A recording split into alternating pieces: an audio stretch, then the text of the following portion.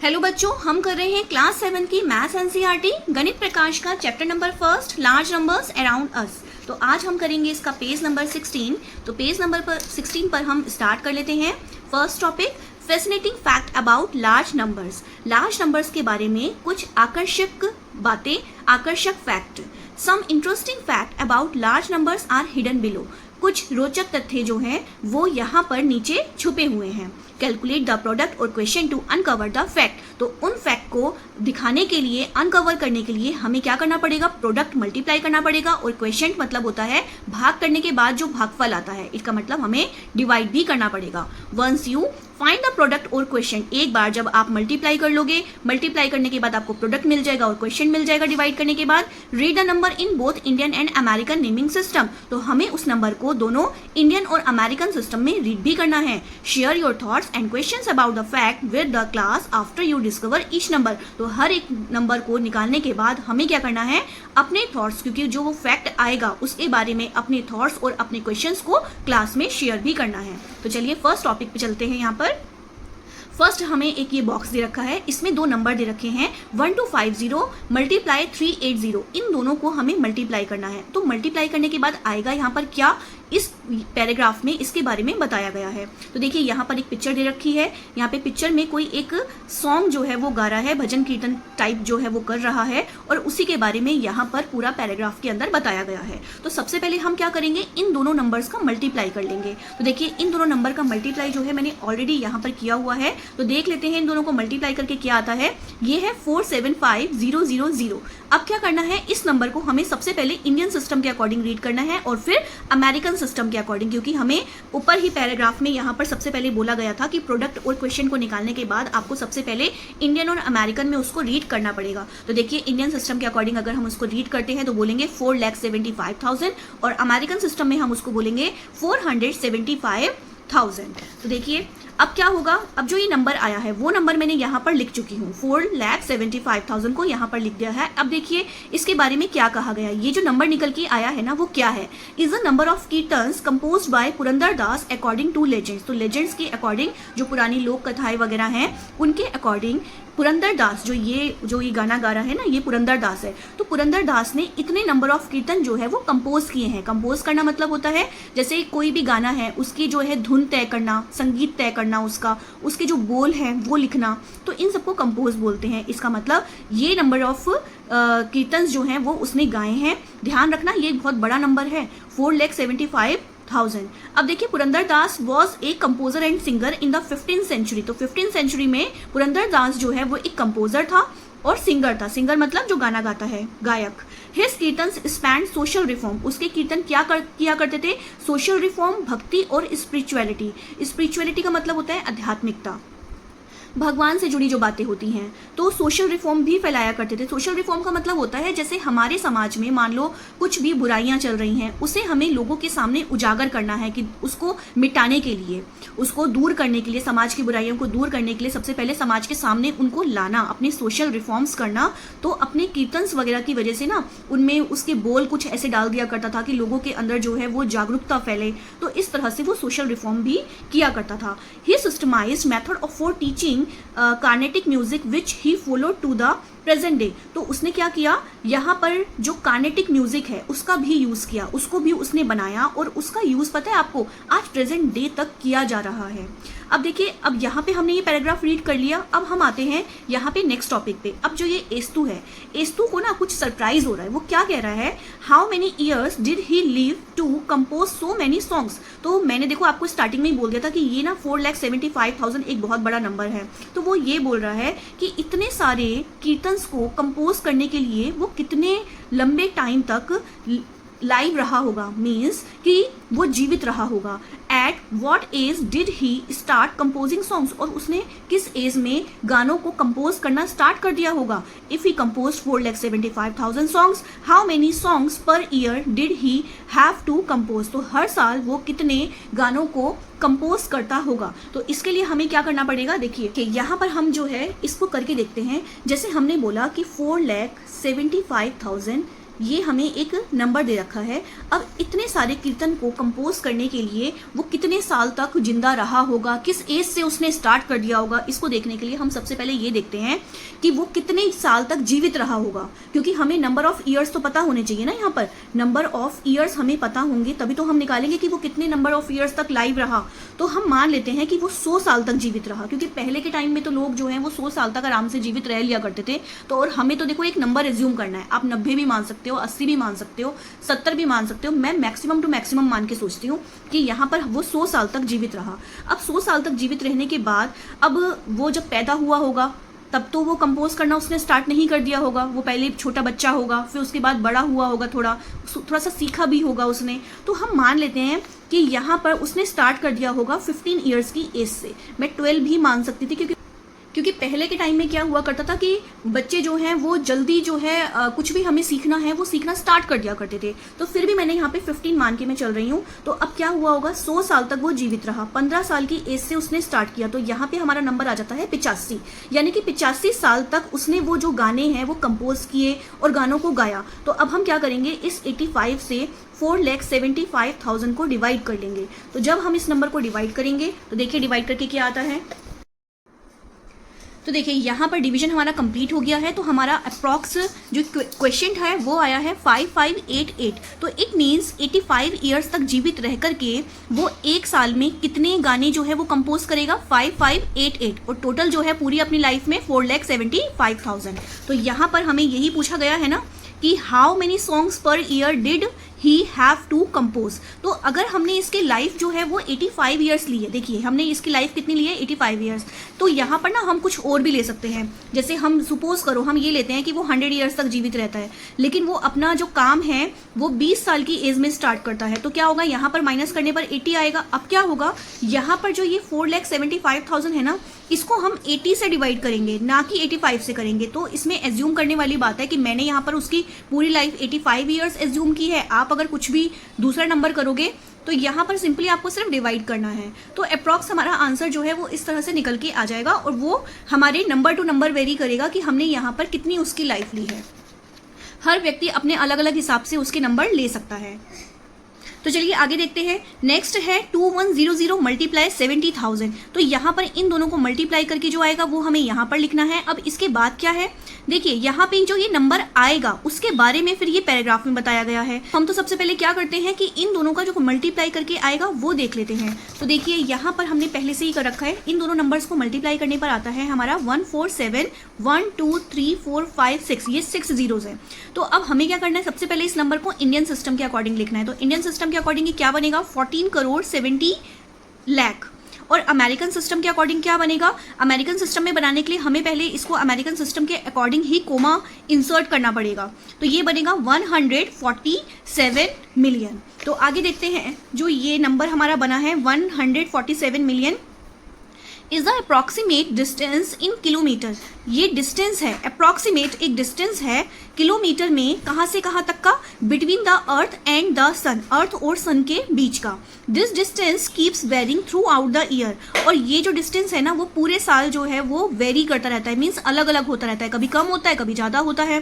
The farthest distance is about 152 million kilometre. पृथ्वी से सूर्य तक का जो सबसे फार्देस्ट यानी कि दूर का डिस्टेंस है वो 152 मिलियन किलोमीटर्स है। और हमारा कितना आया था, 147 मिलियन आया था। अब यहाँ पर आप ये सोचेंगे कि जो हमारा अर्थ है उसकी सन से दूरी जो है वो अलग अलग कैसे हो सकती है, वेरी कैसे कर सकती है। तो देखिए यहाँ पर ना मैंने एक डायग्राम बनाया है। ये क्या है, ये इसके अंदर जो है ये हमारा सन है, मैं एस लिख देती हूँ, ये सन है।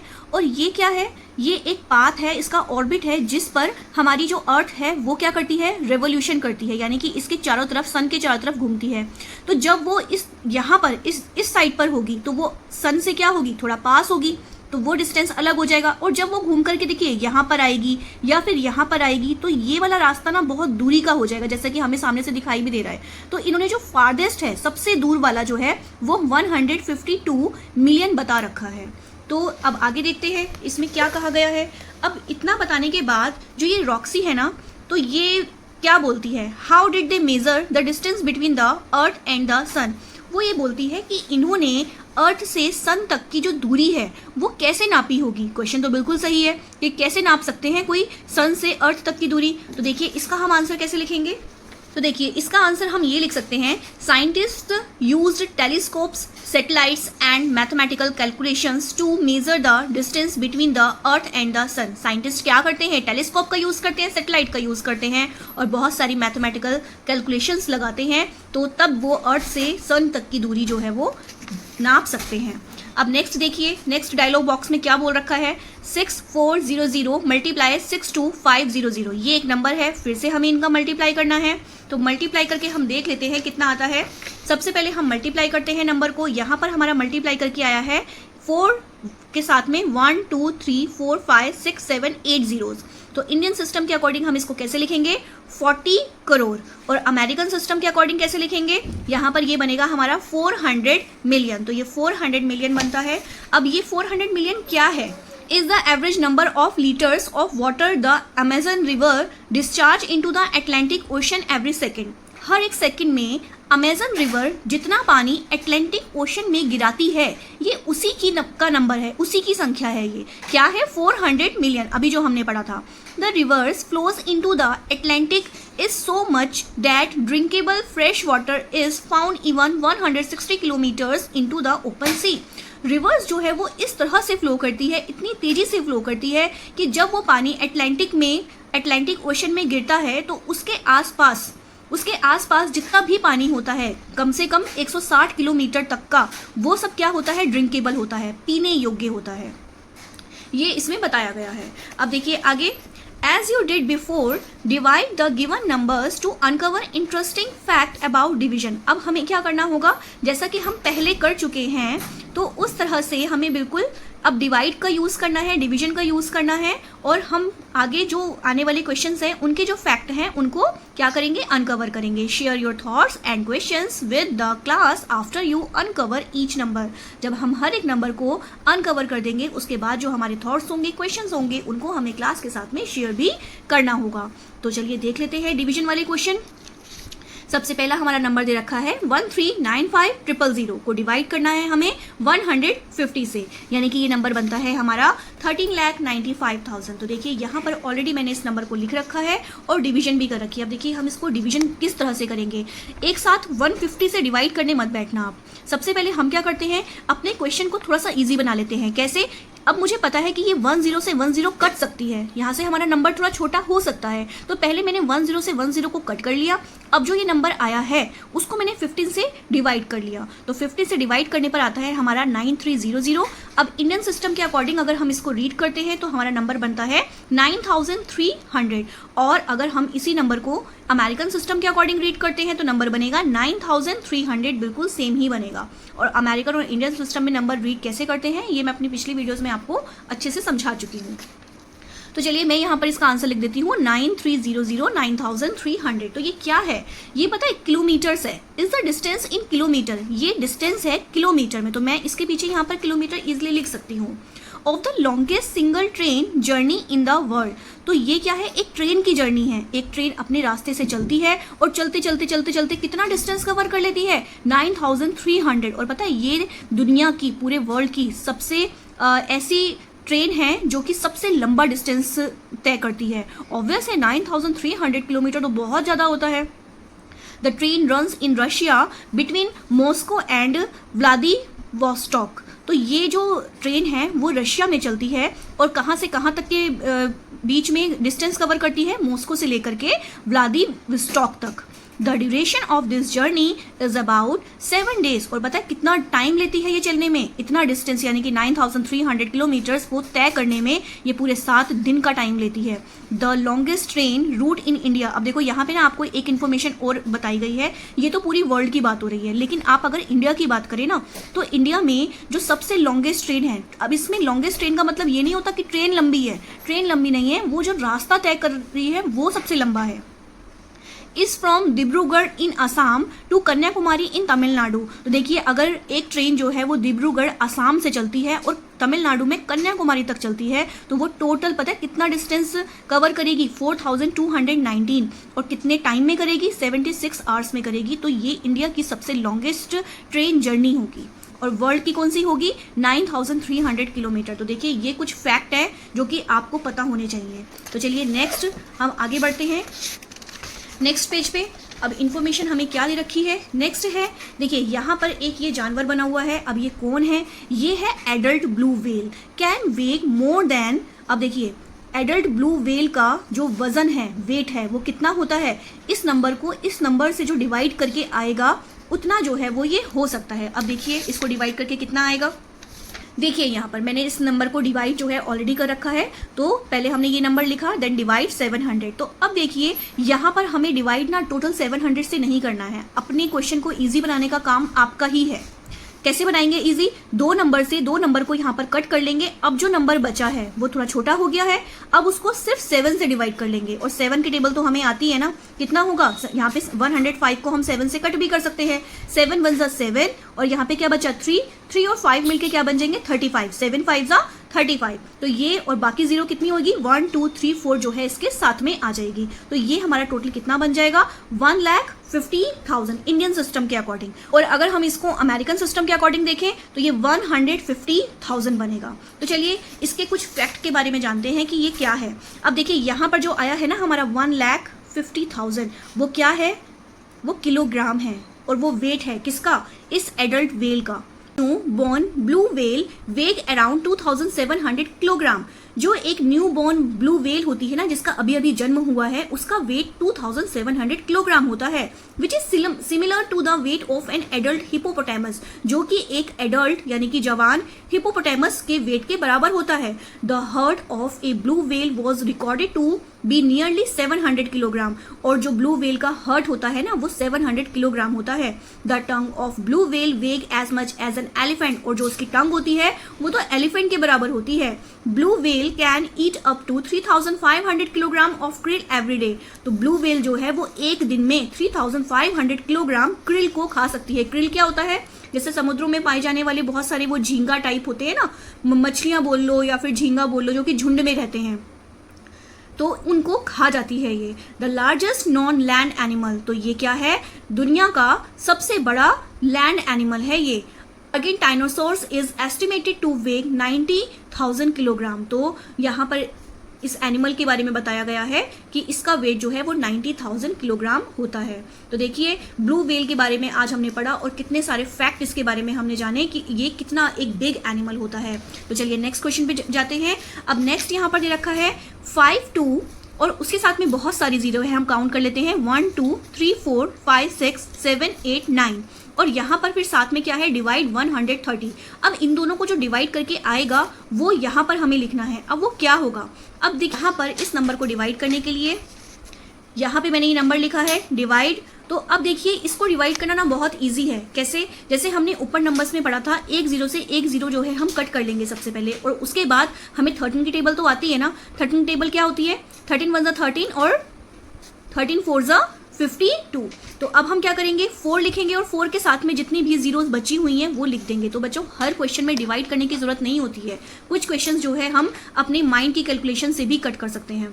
तो देखिए अब इस नंबर को हम इंडियन सिस्टम के अकॉर्डिंग लिखेंगे 40 करोड़ और अमेरिकन सिस्टम के अकॉर्डिंग ये बनता है 400 मिलियन। तो ये 400 मिलियन जो है वो क्या है, was the weight in ton. अब देखिए ये भी क्या है, टन में है, किलोग्राम में नहीं है ये वेट। टन तो बहुत ज़्यादा होता है, किलोग्राम से बहुत ज़्यादा होता है। Of global plastic waste generated in the year 2021। तो 2021 में जो पूरा दुनिया में, ग्लोबल का मतलब होता है पूरे वर्ल्ड का, पूरी दुनिया का, इतना प्लास्टिक वेस्ट जो है वो जनरेट हुआ था 2021 में। तो देखिए ये नंबर तो बहुत बड़ा है, सिर्फ 400 भी नहीं है, 400 मिलियन टन है ये। तो देखिए यहाँ पे इस पिक्चर में हमें शो भी कर रखा है कि एक बहुत बड़ा कूड़े का ढेर लगा हुआ है। पीछे जो है यहाँ पे बिल्डिंग है, ये बच्चा देखो यहाँ पर आया है और कुछ लेकर के जा रहा है, ऐसा लग रहा है। इतना जो वेस्ट है, इसका मतलब प्लास्टिक का वेस्ट हम कितना ज़्यादा प्रोड्यूस करते हैं, तो जो कि एक बहुत गलत बात है। तो चलिए आगे नंबर देख लेते हैं। लार्ज नंबर फैक्ट के बारे में वो क्या बोल रहा है, in a such gram of healthy soil there can be 100 million to 1 million bacteria. अब वो ये क्या बोल रहा है, इन ए सिंगल ग्राम, यानी कि 1 ग्राम, सिंगल ग्राम मतलब 1 ग्राम की बात हो रही है, 1 ग्राम में healthy soil there can be, healthy soil, अब ये 1 ग्राम क्या है कि एक स्वस्थ मिट्टी है, मतलब अगर जिसमें हम अपना पौधा उगाते हैं, जिसमें पौधे इजीली उग सकते हैं, जो अच्छी मिट्टी होती है उसकी बात हो रही है। सॉइल मीन्स होता है मिट्टी।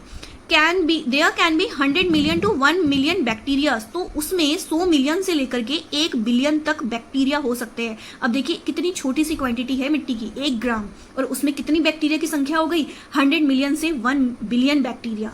And 1 lakh to 1 million fungi, और फंगी की संख्या उसमें कितनी कितनी है, 1 लाख से 1 मिलियन तक। Which can support plant growth and health, जो कि हमारे प्लांट की ग्रोथ को और उसकी हेल्थ को अच्छा बनाए रखती है, उसको सपोर्ट करती है।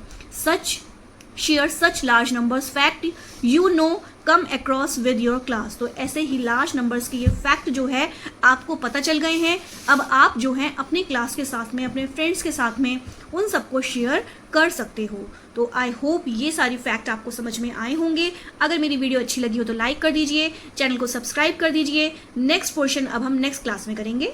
Thank you.